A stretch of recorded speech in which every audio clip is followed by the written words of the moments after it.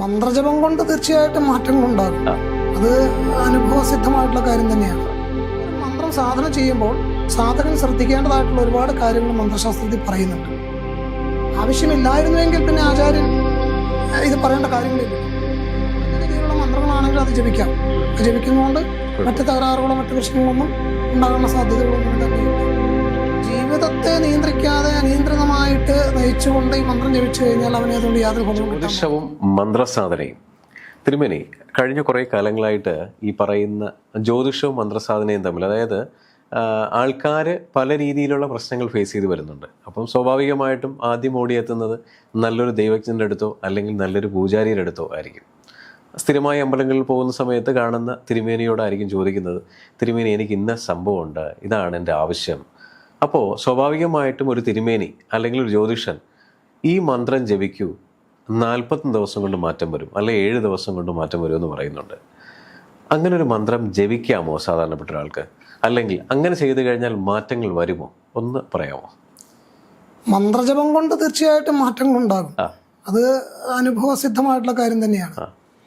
പക്ഷേ ഇവിടെ നമ്മൾ മനസ്സിലാക്കേണ്ട ഒരു കാര്യം എന്ന് പറയുന്നത്, മന്ത്രസാധന എന്നത് നമ്മൾ വിചാരിക്കുന്ന പോലെ അത്ര എളുപ്പമല്ല.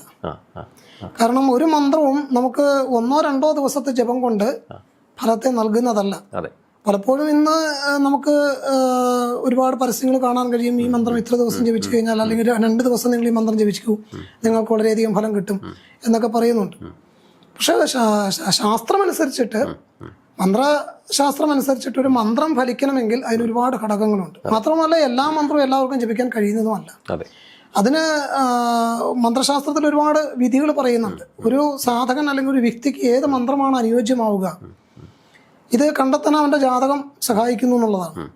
അപ്പോൾ ജാതകത്തിൽ അവൻ പൂർവ്വജന്മത്തിൽ ഉപാസിച്ചിരുന്ന ദേവത ഏതാണെന്നും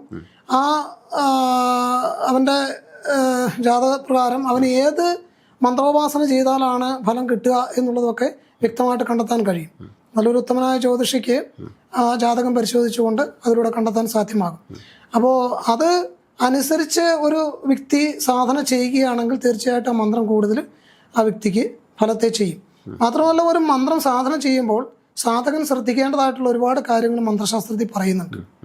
അവൻ്റെ ജീവിതചര്യകളിൽ, അവൻ്റെ ആഹാര രീതി, അതുപോലെ തന്നെ എല്ലാ കാര്യങ്ങളിലും പ്രത്യേകമായിട്ടുള്ള കുറേ നിയമങ്ങളും കാര്യങ്ങളെല്ലാം പറയുന്നുണ്ട്. അപ്പം ഈ നിയമങ്ങളൊക്കെ പാലിച്ചുകൊണ്ട് പോകുന്ന ഒരു വ്യക്തിക്ക് മാത്രമേ ഈ മന്ത്രസിദ്ധിയിലേക്ക് എത്തിച്ചേരാൻ കഴിയുകയുള്ളൂ. അല്ലെങ്കിൽ മന്ത്രം ഫലപ്രദമാകണമെങ്കിൽ ഒരുപക്ഷെ ജന്മാന്തരകൃതമായിട്ട് അനവധി ദോഷങ്ങൾ, വിഘ്നങ്ങളായിട്ട് നിൽക്കുന്നുണ്ടാകാം. ഈ വിഘ്നങ്ങളെല്ലാം മാറുമ്പോൾ മാത്രമേ ഈ മന്ത്രത്തിൻ്റെ പ്രത്യക്ഷമായ ഫലം അവന് ലഭ്യമായി തുടങ്ങുകയുള്ളൂ. പിന്നെ ഒരു മന്ത്രജപത്തിൽ ബാഹ്യവും ആന്തരികവുമായിട്ടൊരു നവീകരണം, ഒരു ശുദ്ധീകരണം ഉണ്ടാക്കാൻ സാധകൻ സ്വയം ശ്രമിക്കേണ്ടതുണ്ട്. ഇതൊന്നുമില്ലാതെ അനിയന്ത്രിതമായൊരു ജീവിതം നയിച്ചുകൊണ്ട് ഒരു സുപ്രഭാതത്തിൽ വന്നിട്ട് ഒരു മന്ത്രം പെട്ടെന്ന് കൂടി ജപിച്ചാൽ ഒരു മന്ത്രദേവതയും മന്ത്രശാസ്ത്രം അനുസരിച്ചിട്ട് പ്രസാദിക്കാനുള്ള സാധ്യത വളരെ കുറവാണ്. അങ്ങനെ ശാസ്ത്രം അങ്ങനെ പറയുന്നില്ല. കാരണം ഒരു മന്ത്രോപാസനയ്ക്ക് ഒരുപാട് നിഷ്ഠകളും ഒരുപാട് കാര്യങ്ങളും പറയുന്നുണ്ട്. ആവശ്യമില്ലായിരുന്നുവെങ്കിൽ പിന്നെ ആചാര്യൻ ഇത് പറയേണ്ട കാര്യങ്ങളില്ലല്ലോ. ഒരാവശ്യവുമില്ല, നിങ്ങൾ ഈ മന്ത്രം ജപിച്ചോളൂ എന്ന് പറഞ്ഞു കഴിഞ്ഞാൽ ചെയ്യാവുന്നതേ ഉള്ളൂ. പക്ഷേ ആ ഒരു മന്ത്രജപത്തിന് ഒരുപാട് നിഷ്ഠകളും കാര്യങ്ങളും പറയുന്നുണ്ട്. ഒരു മന്ത്രം സിദ്ധമാകണമെങ്കിൽ അതിന് പുരച്ഛരണം എന്ന ക്രിയ എടുക്കേണ്ടതുണ്ട്, ചെയ്യേണ്ടതുണ്ട്. ആ പുരച്ഛരണം എന്ന ക്രിയ എങ്ങനെയാണ് നടത്തേണ്ടതെന്ന് നിർവഹിക്കേണ്ടതെന്ന് പറയുന്നുണ്ട്. അവിടെ ഇതൊക്കെ എന്തിനാണ് പറഞ്ഞിരിക്കുന്നത്? ഒരു മന്ത്രം ജപിക്കേണ്ട രീതിയുണ്ട്. അപ്പോൾ ഈ രീതി എന്തിനാണ് ആ രീതികളൊക്കെ വച്ചിരിക്കുന്നത്? ഈ നിയമങ്ങളെല്ലാം പറഞ്ഞിരിക്കുന്നത് എന്തിനാണ്? ആവശ്യമുള്ളത് കൊണ്ട് തന്നെയല്ലേ. അതല്ലായിരുന്നെങ്കിൽ പിന്നെ എന്തിനാണ് ഋഷീശ്വരന്മാർ ഇങ്ങനെ നിയമങ്ങൾ പറയേണ്ടിയിരുന്നത്? എല്ലാവർക്കും ഇഷ്ടം പോലെ ഉപയോഗിക്കാം എന്നുണ്ടായിരുന്നുവെങ്കിൽ ഇതിൻ്റെ ഒന്നും, ഈ നിയമങ്ങളുടെ ഒന്നും ആവശ്യമുണ്ടായിരുന്നില്ല.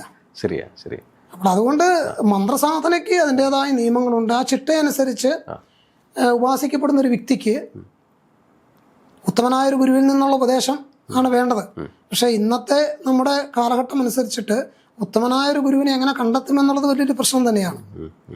അപ്പോൾ അതുകൊണ്ട് എൻ്റെ അഭിപ്രായം അനുസരിച്ചിട്ട് വൈയക്തികമായിട്ടുള്ള ഒരു ഉപാസനയേക്കാൾ ഉപരി അതിലും നല്ലത് സ്വയം നമ്മൾ ഇപ്പോൾ തന്ത്രശാസ്ത്രം അനുസരിച്ചിട്ട് ദക്ഷിണാമൂർത്തിയെയും സൂര്യഭഗവാനെയും ഗുരുക്കന്മാരായിട്ട് അവരിൽ നിന്നും മന്ത്രദീക്ഷ സ്വീകരിക്കുന്നതായിട്ടുള്ളൊരു താന്ത്രിക വിധി പറയുന്നുണ്ട്. അപ്പോൾ ആ വിധി പ്രകാരം എല്ലാവർക്കും ഉപാസന സ്വീകരിക്കാവുന്നതാണ്.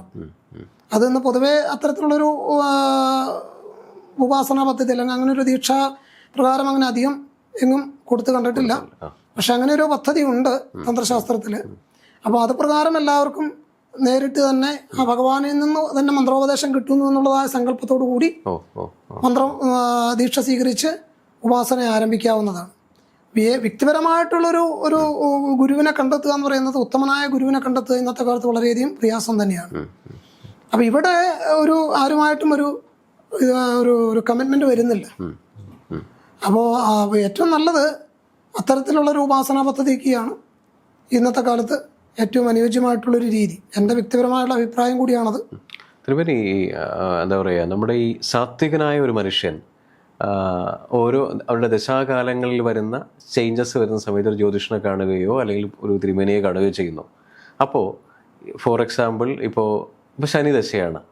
അപ്പോൾ ഈ മന്ത്രം ജപിക്കൂ, നിങ്ങളുടെ ശനിദോഷം മാറുമെന്ന് പറയുമ്പോൾ ഒരു സാത്വികനായ മനുഷ്യന് ഈ പറയുന്ന മന്ത്രം ജപിക്കാമോ? അല്ലെങ്കിൽ ആ ജപത്തിന് ഗുരു അല്ലല്ലോ കൊടുക്കുന്നത്, ഒരു വെറുതെ ഒരു ജ്യോതിഷം കൊടുക്കുന്നതല്ലേ? അല്ലെങ്കിൽ ഗുരുവിനൊപ്പം നിൽക്കുന്ന അത്രയും യോഗ്യതയുള്ള ഒരു ഗുരുവാണെങ്കിൽ കുഴപ്പമില്ല. സാധാരണ ഒരാൾ കൊടുക്കുന്ന മന്ത്രം അങ്ങനെ ജപിച്ചു കഴിഞ്ഞാൽ ഇദ്ദേഹത്തിൻ്റെ ദശാകാലങ്ങളിൽ വരുന്ന ചേഞ്ചസ് തിരിച്ച് വിപരീത ഫലം നൽകില്ലേ? അത് ഈ മന്ത്രത്തിൽ നമുക്ക് വളരെ ശക്തിയേറിയ മന്ത്രങ്ങളുണ്ട്. അപ്പോൾ അത് ശരിക്കും അതിൻ്റെ വിധിപ്രകാരങ്ങളോ കാര്യങ്ങൾ വിധികൾ അറിഞ്ഞിട്ട് വേണം ജപിക്കുവാനായിട്ട്. അതിന് ശരിക്കും നല്ലൊരു ഗുരുവിൽ നിന്ന് തന്നെ അത് ഉപദേശം സ്വീകരിച്ച് വേണം ജപിക്കുവാനായിട്ട്. ഇപ്പോൾ ചെറിയ തരത്തിലുള്ളതായ മന്ത്രങ്ങൾ അവയിപ്പോൾ നമുക്ക് ഒരു ജ്യോത്സ്യൻ നമുക്ക് ഉപദേശിച്ചു തന്നു, അതും ഒരു ദീക്ഷയായിട്ട് നമുക്ക് കരുതാം. അപ്പോൾ സാമാന്യഗതിയിലുള്ള മന്ത്രങ്ങളാണെങ്കിൽ അത് ജപിക്കാം.